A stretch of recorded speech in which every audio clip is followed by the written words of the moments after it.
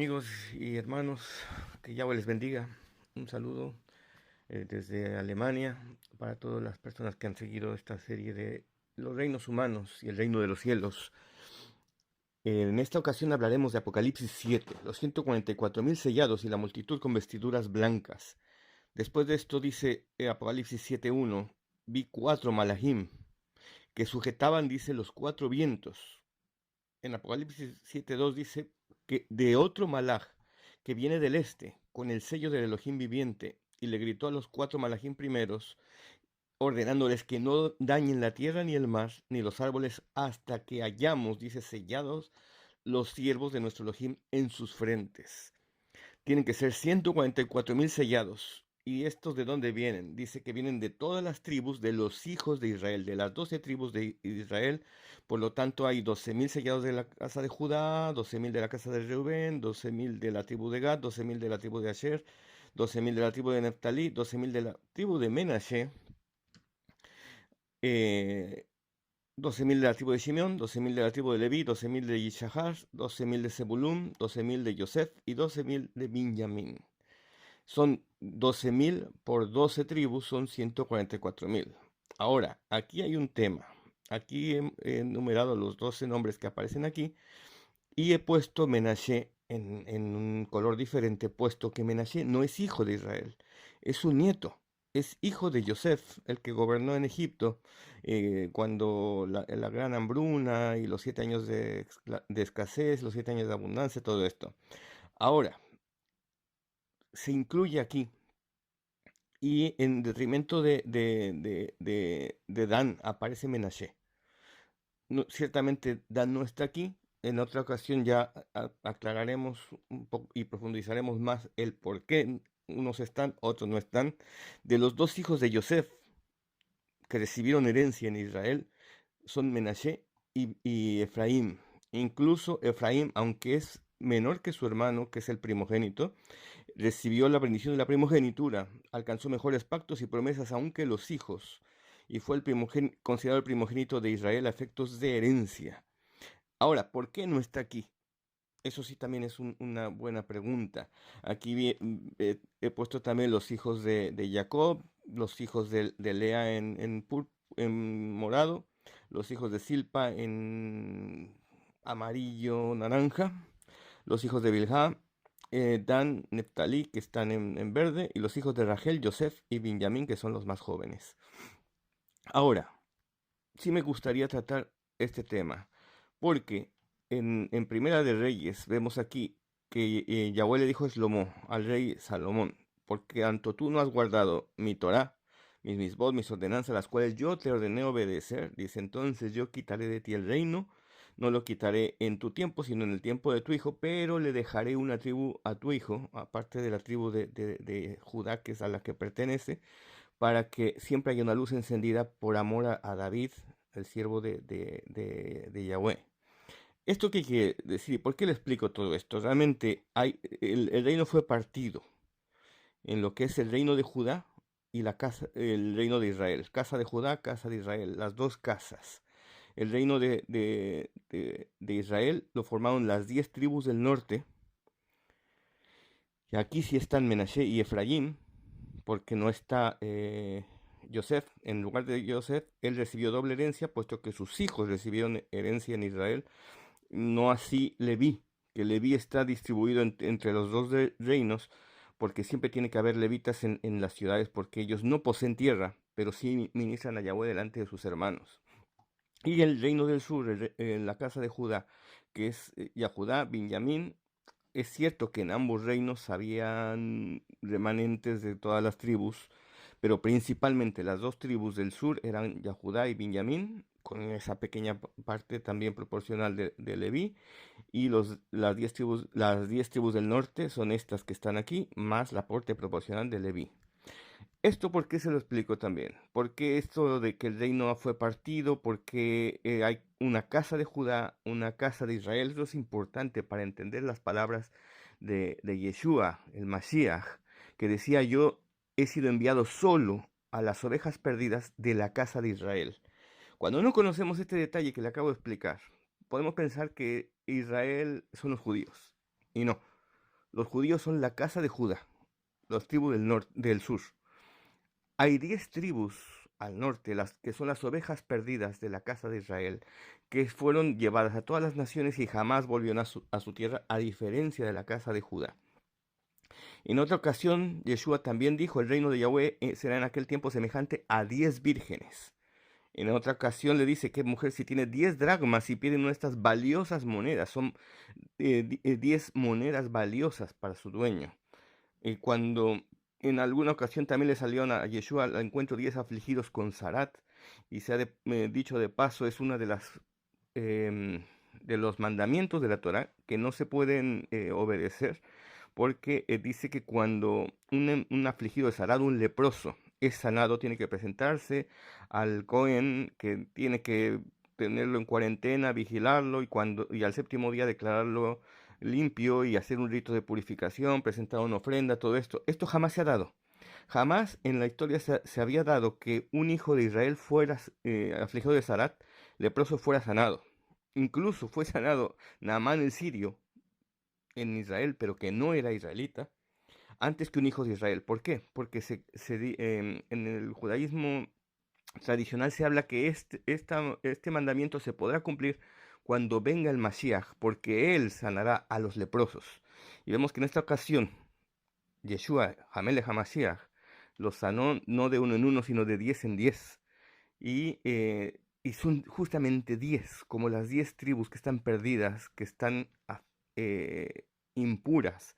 En otra ocasión también, Yeshua mismo pone otra parábola y habla de 10 sirvientes. Si se fija, son 10 vírgenes, 10 dracmas, 10 leprosos, 10 sirvientes. Siempre está el número 10 como algo simbólico. Incluso a sus talmidim, a sus discípulos, Yeshua le dijo, vayan mejor a las ovejas perdidas de la casa de Israel y allí proclamen, el reino de Yahweh está cercano. El reino de los cielos se ha acercado, está a punto, está a las puertas. Y es importante que las 10 tribus del norte, esas que no saben ni quiénes son, que han perdido su identidad, que han perdido sus características, que han malgastado sus bienes, viviendo perdidamente entre las naciones, tienen que despertar, tienen que volver en sí, tienen que entender quiénes son.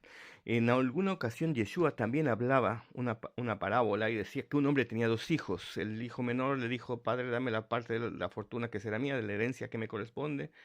Y cuando lo hizo, recibió la herencia, la vendió, se fue a un país lejano. Esto es importante, no se quedó en Eretz Israel, sino se fue a las naciones, donde derrochó su dinero, vivía atolondradamente, con prostitutas, con borrachos, comilones, pecadores.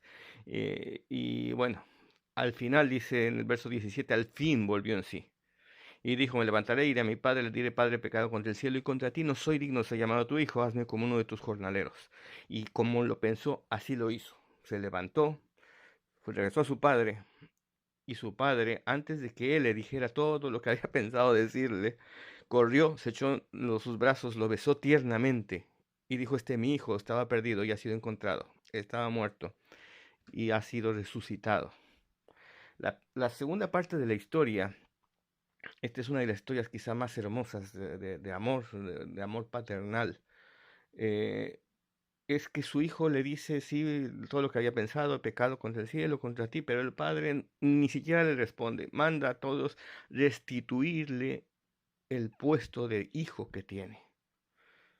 Esto es una figura de esas 10 tribus del norte que están entre las naciones prostituyéndose con todo tipo de pecados y de pecadores, publicanos, pecadores, prostitutas y todo tipo de fornicación y de idolatría, pero que tienen que volver en sí. Tiene que haber algo, un detonante que los haga volver en sí para que vuelvan y el Padre les restituya las vestiduras, o sea, obras de Torah, anillo en su mano, autoridad como hijo, y zapatos en sus pies, característica de los hombres libres. Solamente los esclavos no llevaban zapatos en sus pies. Entonces el padre manda restaurarlo, tal como él era en su posición de hijo. Y se alegra, celebran y todo esto, porque mi hijo estaba muerto, ha sido resucitado y ya estaba perdido y ha sido encontrado y comenzaron a celebrar. Ahora, eso es en cuanto a uno de los hijos. Dice que este hombre tenía 2 hijos. El hijo mayor la casa de Judá.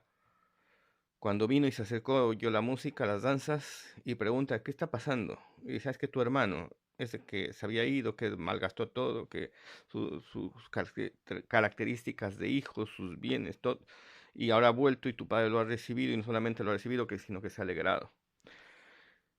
Desgraciadamente eso está pasando ahora. La casa de Judá, el hijo mayor, se enoja y no quiere recibir a su hermano.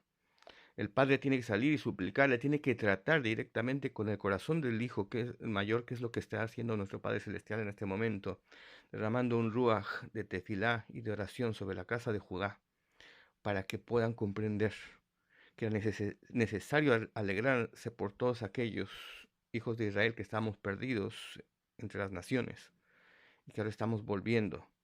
Aunque él se cree que él es el hijo único, que ya él es el único que ha mantenido el estatus de hijo, que ha guardado la Torá, que se ha mantenido en los caminos de Yahweh, y que los demás hemos perdido nuestro estatus porque hemos andado perdidamente entre las naciones. Sin embargo, el Padre Celestial solamente busca Teshuvah, que se vuelva de sus malos caminos, que vuelva en sí, reconozca, entienda, confiese su pecado y se vuelva en sí y empiece a caminar en caminos de justicia y de verdad, en caminos de Torah, en caminos de vida y de bien. El padre trata con el corazón del hijo y le dice, hijo, tú estás siempre conmigo y todo lo que tengo es tuyo. Teníamos que celebrar y alegrarnos. Este hermano tuyo estaba muerto y ha regresado a la vida, estaba perdido y ha sido encontrado. Todo esto está muy íntimamente relacionado con los 144,000 sellados y con la multitud con vestiduras blancas. Los 144,000 sellados, estamos hablando de que son las 12 casas de las 12 tribus de Israel. De esas 12 tribus hay dos casas. La casa de Efraín, las 10 tribus del norte perdidas, las 10 dracmas, las 10 vírgenes, perdidas entre las naciones, pero que somos hijos. Y la casa de Judá, los judíos, que se han mantenido ahí, que han defendido la Torah con su vida, que han guardado los estatutos, los mandamientos, las tradiciones, incluso aquellas que Yahweh no ordenó, pero lo han guardado fielmente. Han estado ahí, han dado el callo, han sido dignos hijos de Yahweh en muchísimos de los sentidos y la mayoría de los casos. Es algo admirable realmente. Y me alegro por nuestros hermanos mayores porque han sido fieles. Pero también me alegro por aquellos hermanos que estábamos entre las naciones y hemos vuelto en sí y hemos sido hallados y nos ha sido dado vida juntamente con nuestros hermanos mayores. El hijo mayor se enojó. Y ahora, ¿por qué les decía que era importante esto de los hijos de Joseph, de José? En Génesis 48, Bereshit 48:5, Israel le llama a Joseph y le dice, ahora tus dos hijos que te nacieron en Misraim son míos. Efraín y Menashe son tan míos como lo son mis primogénitos, los mayores, el principio de mi vigor. Ellos son tan hijos como el que más. Ellos serán contados con sus hermanos mayores a efectos de herencia. Incluso, como les decía, Efraín, que es el nieto, incluso es el más pequeño, pero es el que alcanza mejores pactos y mejores promesas que aún los hijos naturales. Dice que Israel quiso bendecirlos para transmitir esa bendición de la primogenitura y puso su diestra sobre el más pequeño. Esto molestó a Joseph y le dijo, bueno, molestó porque pensó que su padre no veía bien. Le dijo, no, padre, no es así. El mayor es este, pon tu mano derecha sobre él. Dice, no, yo lo sé, hijo, yo sé eso. Él también será un pueblo grande, Menashe será un pueblo grande y él también será grande. No obstante, su hermano menor será mayor que él y su descendencia, su cera, formará multitud de naciones. Meloja Goyim, la plenitud de las naciones. Entonces aquí están las 12 tribus de Israel, 12,000 de cada tribu sellados, y una gran multitud que es la plenitud de las naciones, redimidas por la sangre del Mashiach. Este tema lo terminaremos en el próximo capítulo.